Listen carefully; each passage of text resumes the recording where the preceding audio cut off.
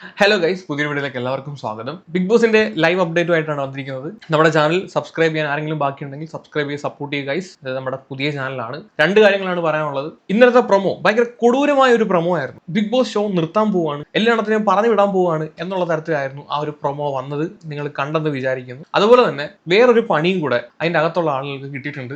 Mid week eviction. ചൊവ്വാഴ്ച തൊട്ട് വ്യാഴാഴ്ച വരെ തെരഞ്ഞെടുക്കുന്ന ഒരു 6 പേരിൽ നിന്ന് 2 പേരെ ടാസ്കുകളുടെ അടിസ്ഥാനത്തിൽ പുറത്താക്കും. വോട്ടിങ്ങിന്റെ അടിസ്ഥാനത്തിലല്ല, ടാസ്കുകളുടെ അടിസ്ഥാനത്തിൽ പുറത്താക്കും. ഈ രണ്ട് കാര്യങ്ങളെ പറ്റിയാണ് ഈ ഒരു വീഡിയോയിൽ സംസാരിക്കാൻ പോകുന്നത്.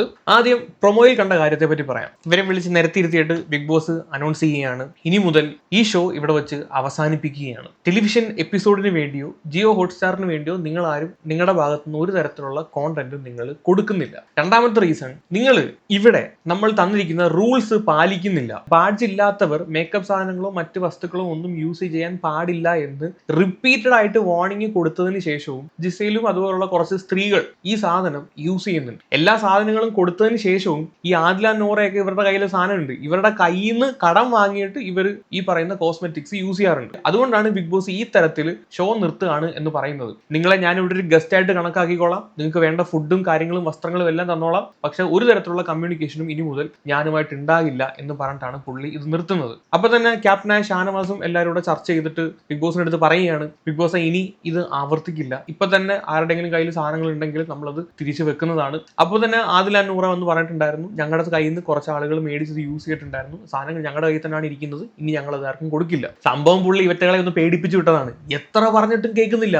ജിസേൽ എന്തോ ബീട്രൂട്ട് ഒക്കെ വെച്ചിട്ട് ലിപ്സ്റ്റിക് ഇടുന്ന എന്തൊക്കെ ഇങ്ങനെ പറയുന്നുണ്ടായിരുന്നു. അപ്പൊ ആ തരത്തിൽ വരെ കാര്യങ്ങൾ പോകുന്നുണ്ട്. അപ്പൊ ഇവറ്റകളുടെ അടുത്ത് ഇനി എങ്ങനെയൊക്കെ പറഞ്ഞാൽ ഇവർ എവിടുന്നെങ്കിലും കട്ടാണെങ്കിലും മേക്കപ്പ് ഇടുന്ന ഒരു അവസ്ഥയിലോട്ട് വരും. അതുകൊണ്ട് ബിഗ് ബോസ് നൈസായിട്ട് ഇവറ്റകളെ ഒന്ന് പേടിപ്പിച്ച് നിർത്തിയതാണ്. പിടികിട്ടിയോ? ഒരു മനുഷ്യനെ കൊണ്ടിട്ട് പറയിപ്പിക്കുന്ന ഒരു മര്യാദ ഇല്ലയോടെ? ഒന്ന് ആലോചിച്ച് നോക്ക്. പുള്ളി അതുകൊണ്ട് ഗതി കെട്ട് ഞാൻ ഇവിടുന്ന് കളഞ്ഞിട്ട് പോവുക, പണ്ടര നിന്നൊന്നും മേക്ക് എന്നെ കൊണ്ട് വയ്യ, നീ എന്നൊരു കോണ്ടന്റും തരുന്നില്ല, ഒരു മാങ്ങാത്തൊലിയും തരുന്നുമില്ല എന്നും പറഞ്ഞിട്ട് പുള്ളി വണങ്ങി പോകുന്ന ഒരു സെറ്റപ്പിൽ പറഞ്ഞപ്പോഴത്തേക്ക് എല്ലാവരും പറഞ്ഞു, ഇല്ല ബിഗ് ബോസ് ഞങ്ങൾ ഇനി ഇതൊന്നും ആവർത്തിക്കത്തില്ല, ഇനി ഞങ്ങളുടെ അടുത്തുനിന്ന് ക്ഷമിക്കണം എന്ന് പറഞ്ഞ് എല്ലാവരും കൂടെ കല്ലുടിച്ച് സെറ്റപ്പ് ആ സംഭവം കോംപ്ലിമെന്റ് ആക്കി. അത് കഴിഞ്ഞ് പിന്നെ അതിനെ പറ്റി സംസാരിക്കത്തൊന്നുമില്ല. അത് കഴിഞ്ഞ് ഉടനെ പിന്നെ ബിഗ് ബോസ് വാ തുറക്കുന്നത് വേറൊരു കാര്യം പറയാനാണ്. ഇല്ല വൈരാഗ്യം തീർക്കത്തില്ലയോ, അതുപോലൊരു സാധനം മിഡ് വീക്ക് എവിക്ഷൻ. കേട്ടപ്പോ തന്നെ എല്ലാവരും ഇതെന്താണ് പുതിയ പണി? ബിന്നിയെ വിളിച്ചിട്ട് ഈ പറയുന്ന മറ്റേ നോട്ടീസ് വായിക്കും, ഇതിന്റെ റൂൾസും കാര്യങ്ങളും. അപ്പൊ അതിനകത്ത് പറയുന്ന കാര്യങ്ങൾ എന്താണെന്ന് വെച്ച് കഴിഞ്ഞാൽ 6 പേരെ നിങ്ങൾ സെലക്ട് ചെയ്യുക. ഷാനവാസിനെയും അക്ബറിനെയും സെലക്ട് ചെയ്യാൻ പറ്റത്തില്ല. കാര്യം അവർ ഓൾറെഡി വീക്കെൻഡ് എവിക്ഷനിൽ ഡയറക്റ്റ്ലി പോയ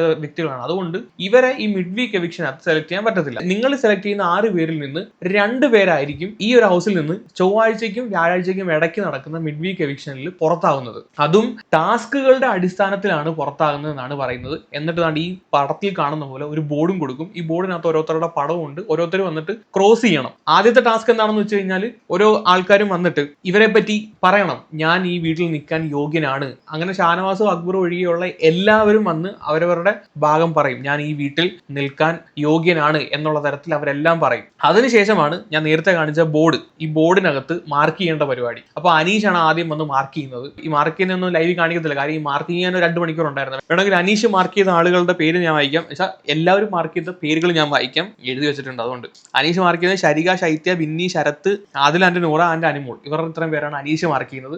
അത് കഴിഞ്ഞിട്ട് അഭിലാഷ് വരും. അഭിലാഷ് വന്നിട്ട് സരിക, രേണു, ശാരിക, രന, ശൈത്യ, ഒനീൽ, ഈ 6 പേരുടെ പേര് വന്ന കോളത്തിൽ മാർക്ക് ചെയ്യും. അത് കഴിഞ്ഞിട്ടാണ് ഒനീൽ വരുന്നത്. ഒനീൽ വന്നിട്ട് സരിക, അഭിലാഷ്, രേണു, അനീഷ്, ശാരിക, രന ഇവരുടെ പേര് മാർക്ക് ചെയ്യും. അത് കഴിഞ്ഞിട്ട് ഷാനവാസ് വരും. ഷാനവാസ്, അബി, ആര്യൻ, ബിൻസി, ജിസൽ, അനീഷ്, ശരത്ത്, പിന്നെ ശാരിക വരും. അബി, അനീഷ്, ജിസൽ, അനുമോൾ, ഒനീൽ, ആദിൽ ആൻഡ് നോറ. ശൈത്യ വന്നിട്ട് രേണു, അനീഷ്, രന, ശാരിക, ജിസൽ, അഭിലാഷ്. അത് കഴിഞ്ഞിട്ടാണ് അനുമോൾ വരുന്നത്. അനുമോൾ വന്നിട്ട് ശാരിക, അനീഷ്, സരിക, രേണു, ബിന്നി, റന. എല്ലാം കൂടി ഇരുന്ന് വായിക്കണോ? വെറും ബോറാണ്. അങ്ങനെ എല്ലാവരും വന്നിട്ട് ഓരോരുത്തരുടെ പേര് എഴുതി വെച്ചിട്ട് പോകും. വായിക്കണമെങ്കിൽ വായിക്കാം, എല്ലാത്തിന്റെ പേര് എഴുതി വെച്ചിട്ടുണ്ട്. അങ്ങനെ അവസാനം ഇവരെല്ലാവരും എണ്ണി നോക്കും ഇവർക്ക് എത്ര വോട്ട് വീതം കിട്ടിയിട്ടുണ്ടെന്ന്. രേണുവിനാണെങ്കിൽ ഇതിന്റെ ഇടയ്ക്ക് ഭയങ്കര തലവേദന. രേണു തലവേദന എന്നും പറഞ്ഞ് മ്ലാക്കം ഇങ്ങനെ കിടക്കുമായിരുന്നു. ഒരു ഉഷാറില്ല പുള്ളിക്കാരത്തിക്ക്. ഇവർക്ക് ഇനി ഓരോരുത്തർക്ക് എത്ര വോട്ട് കിട്ടിയെന്ന് നോക്കുകയാണെങ്കിൽ സരിക PGക്ക് 10 വോട്ട്, അഭിലാഷിന് 7 വോട്ട്, നെവിൻ 1 വോട്ടേ കിട്ടിയുള്ളൂ. ഒരാൾ മാത്രമേ നെവിന്റെ പേര് പറഞ്ഞിട്ടുള്ളത്. അത് ആര്യനാണ് നെവിന്റെ പേര് പറയുന്നത്. കാര്യം എന്ന് പറഞ്ഞാൽ ആര്യന്റെ പേര് നെവിൻ പറയുന്നു. അതുകൊണ്ട് അതിന്റെ പേര് മാത്രം ആര്യന്റെ പേര് നെവിൻ പറഞ്ഞു. അല്ലെങ്കിൽ നെവിന് 1 വോട്ട് പോലും കിട്ടത്തില്ലായിരുന്നു. സോ അത് ഭയങ്കര സർപ്രൈസ് ആയിപ്പോയി കേട്ടോ, നെവിൻ 1 വോട്ട് മാത്രമേ കിട്ടിയുള്ളൂ എന്നുള്ളത്. പിന്നെ രേണുവിന് 12 വോട്ട്, ആര്യന് 3 വോട്ട് വോട്ട്, ബിൻസിക്ക് 5 വോട്ട്, ഒനീലിന് 11 വോട്ട്, ആദില നൂറയ്ക്ക് 2 വോട്ട്, ജിസൈലിന് 6 വോട്ട്, അനീഷിന് 15 വോട്ട്. എല്ലാവരും വന്ന് അനീഷിന് കുത്തി. അഭിലാഷ് കുത്തിയില്ല, പിന്നെ വേറെ 1-2 പേരോടെ കുത്തിയില്ല, ബാക്കി എല്ലാവരും അനീഷിന് കുത്തിയിട്ടുണ്ട്. പിന്നെ ബിന്നിക്ക് 3 വോട്ട്, ഷാരിക കെ ബി നമ്മുടെ ഹോട്ട് സീറ്റിന് 7 വോട്ട്, ശരത്തിന് 3 വോട്ട്, അനുമോളിന് 7 വോട്ട്, റെനയ്ക്ക് 9 വോട്ട്, ഷൈത്തേക്ക് 7 വോട്ട്. ഇത്രയും വോട്ടുകളാണ് ഇവർക്ക് എല്ലാവരും കിട്ടിയിരിക്കുന്നത്. ഇതിനകത്ത് ഏറ്റവും കൂടുതൽ വോട്ട് കിട്ടിയിരിക്കുന്നത് അനീഷിന്, ഏറ്റവും കുറവ് വോട്ട് കിട്ടിയിരിക്കുന്നത് നെവിനാണ്. അനീഷ് ഓൾറെഡി അന്നേരം ഈ പറയുന്ന 6-നകത്ത് വരും. പിന്നെ അനീഷ് കഴിഞ്ഞിട്ട് ഏറ്റവും കൂടുതൽ വോട്ട് കിട്ടിയിരിക്കുന്നത് രേണുവിനാണ്, 12 വോട്ടാണ് കിട്ടിയിരിക്കുന്നത്. അന്നേരം പുള്ളിക്കാരത്തെയും ഈ 6-നകത്തുണ്ട്. അത് കഴിഞ്ഞ് ഏറ്റവും കൂടുതൽ വോട്ട് കിട്ടിയിരിക്കുന്നത് ഒനീലിനാണ്, 11 വോട്ട്. അത് കഴിഞ്ഞ് സരിക PGക്കാണ് 10 വോട്ട് കിട്ടിയിരിക്കുന്നത്. അത് കഴിഞ്ഞ് റെനയ്ക്കാണ് 9 വോട്ട് കിട്ടിയിരിക്കുന്നത്. അന്നേരം ഈ 5 പേരും ഈ ഒരു ലിസ്റ്റിൽ പെട്ട്. ലാസ്റ്റ് 6-മത്തെ ആളെ സെലക്ട് ചെയ്യാൻ വേണ്ടി നോക്കിയപ്പോഴത്തേക്ക് അഭിലാഷിന്, ഷാരിക KBക്ക്, അനുമോൾക്ക്, ഷൈത്യക്ക്, ഇവർക്ക് 4 പേർക്കും 7 വോട്ട് വീതം ഉണ്ട്. അപ്പൊ പിന്നെ സ്ഥിരം പരിപാടി ബാക്കി എല്ലാവരുടെ കൂടെ ചോദിച്ചിട്ട് ഒരാളെ സെലക്ട് ചെയ്യാൻ പറഞ്ഞപ്പോഴത്തേക്ക് കൂടുതൽ ആളുകൾ സെലക്ട് ചെയ്തത് നമ്മുടെ ഹോട്ട് സീറ്റിനെയാണ്, ഉച്ചിഷ്ടേച്ചിയാണ്. അങ്ങനെ ഫൈനൽ 6-നകത്ത് വന്ന ആളുകൾ ഒന്നുകൂടെ വായിക്കാം. സരിക PG, രേണു, ഒനീല്, അനീഷ്, ഷാരിക, റെന, ഇത്രയും പേരാണ് വന്നത്. അങ്ങനെ 6 പേര് ഇവിടെ വന്നിട്ടുണ്ട്. സോ അത് കഴിഞ്ഞിട്ടാണ് പറയുന്നത് ടാസ്കിന്റെ അടിസ്ഥാനത്തിൽ, വോട്ടിന്റെ അടിസ്ഥാനത്തിലല്ല, ടാസ്കിന്റെ അടിസ്ഥാനത്തിലാണ് ഈ പറയുന്ന നെക്സ്റ്റ് മിഡ് വീക്ക് എവിക്ഷൻ നടക്കുന്നത് എന്ന് പറയുന്നത്.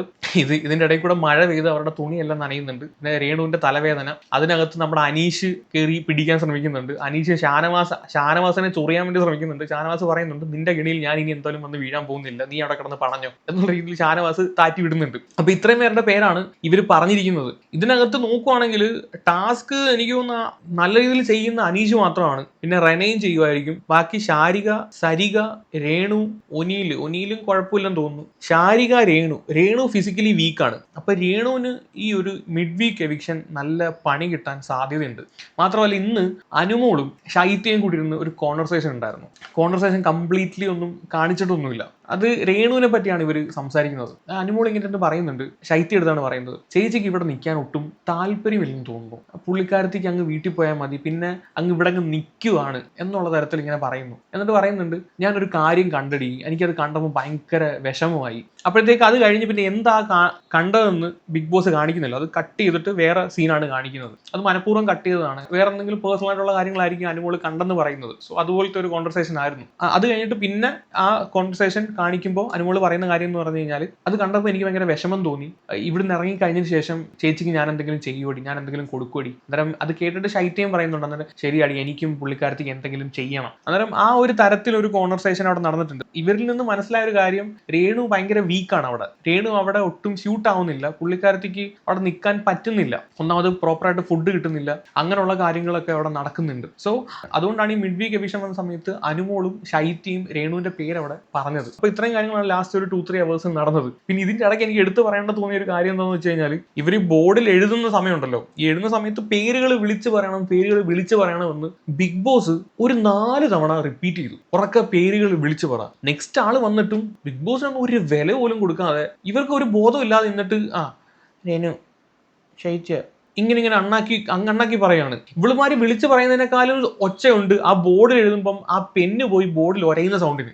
അങ്ങനെ ഒരു 4 തവണ ഈ ബിഗ് ബോസിനെ കൊണ്ട് വിളിച്ചു പറയിപ്പിക്കുകയാണ്, ഒച്ചത്തിൽ പറ. അവസാനം ബിഗ് ബോസിന്റെ വിളിച്ചു പറഞ്ഞ് നിർത്തിയ സമയത്ത് 2 തവണ ഷാരിക, 2 തവണ പുള്ളിയും വിളിച്ചു പറഞ്ഞു, ഉറക്കെ ഒന്ന് പറ എന്നുള്ള രീതിയിൽ. ഒരാളെ ഇട്ട് ബുദ്ധിമുട്ടിക്കുന്ന ഒരു പരിധിയില്ലേ. അപ്പൊ ഇത്രയും കാര്യങ്ങൾ നടന്നു. ഇപ്പൊ നടന്നുകൊണ്ടിരിക്കുന്നത് എനിക്ക് തോന്നുന്നു നോമിനേഷൻ ആണ്. ഞാനിപ്പോ ഈ വീഡിയോ ചെയ്യാൻ വേണ്ടിയിട്ട് കട്ട് ചെയ്ത് ഇറങ്ങുമ്പോഴത്തേക്ക് നോമിനേഷനുള്ള പരിപാടി അവിടെ നടക്കുന്നുണ്ട്. അപ്പൊ നോമിനേഷൻ ഒക്കെ നമ്മുടെ മെയിൻ എപ്പിസോഡിൽ കാണിക്കാം, അന്നേരം നിങ്ങൾ കണ്ടിരുന്നാൽ മതി, വേറെ കാര്യമൊന്നുമില്ല. അന്നേരം ഈ കാര്യങ്ങളൊന്നും മെയിൻ എപ്പിസോഡിൽ അധികം കാണിക്കത്തില്ലെന്നാണ് തോന്നുന്നത്. ജസ്റ്റ് ഈ പേരുകൾ മാത്രം പറഞ്ഞിട്ടങ്ങ് പോകത്തേ ഉള്ളൂ. അപ്പോൾ ഇത്രയാണ് ഗൈസ് റീസെന്റ് ആയിട്ടുള്ള ബിഗ് ബോസിന്റെ ഏറ്റവും പുതിയ അപ്ഡേറ്റ്സ്. വേറെ ഒന്നുമില്ല. അപ്പൊ ശരിയെങ്കിൽ വേറെ വീഡിയോ ആയിട്ട് വരാം. So Tata, bye bye.